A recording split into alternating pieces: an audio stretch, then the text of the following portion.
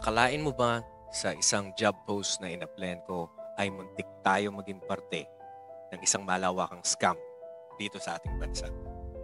Sa mga hindi pa nakakilala sa akin, ako si Ken, isang padre de pamilya na gagawin ng lahat ng aking makakaya para itaguyod ang aking pamilya. Gaya ng iba, ako isang freelancer at nagtrabaho as virtual assistant sa isang rehabilitation center sa Florida for quite a long time. Naging loyal sa company at hindi sinubukan maghanap ng ibang client. Naging kampante na akala ko for good na yung napasukan ko dahil nga matagal na ako nagbibigay ng service sa kanila. But one day I received a message from the director of finance na kailangan mag-cut ng finances sa company at isa ako sa mga natanggal. So gaya ng nakararami, tayo or ako ay lumalangoy din sa dagat para makahanap ng client or job post na naaayon sa skill set natin. Nakita ko itong job post na TikTok live streamer. Total, mahilig lang din naman ako gumawa ng content, ba't di ko subukan? So, ayun na nga. Nagpakita ako ng interest sa isang company at natanggap naman agad ako. Ang galing! Ganado ako kasi medyo maganda yung offer, tapos 6 hours lang yung shift. Start pa kamo agad after ng interview. Wow! Sabi ko, ayos! At ginawa ko yung task na mag-live stream sa app, ipakita ang mga job post habang naka-stream.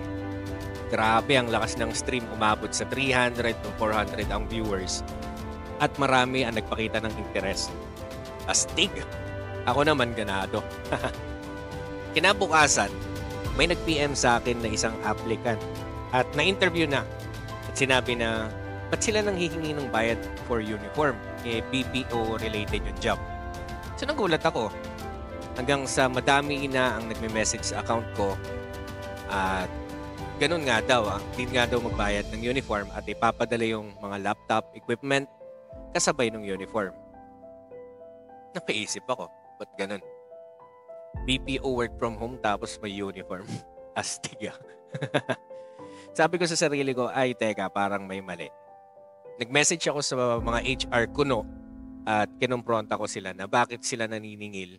Work from home tapos bakit may uniform? Open cam daw kasi. Ayos ah. Tapos nung nakita ko yung contract ko, napakadaming mali at parang hindi ginawa ng isang legitimate company. Walang logo, header at iba pang kapansin-pansin na detalye. At nag-decide ako umalis at hindi ko na itutuloy yung pag-live stream tungkol sa company nila. Dahil paano kung hindi totoo yung ibigay yung mga equipment at uniform? Paano kung may mabiktima na iba na willing magbayad ng 2,300 para lang magkatrabaho? Kaya sa mga nanood ng aking live stream, ako po ay humihingi ng pasensya at tawad sa mga tao na nag-apply. Isa din ako, kagaya ninyo, na nagbabakasakali na baka makahanap ng makakatulong sa ating pamilya.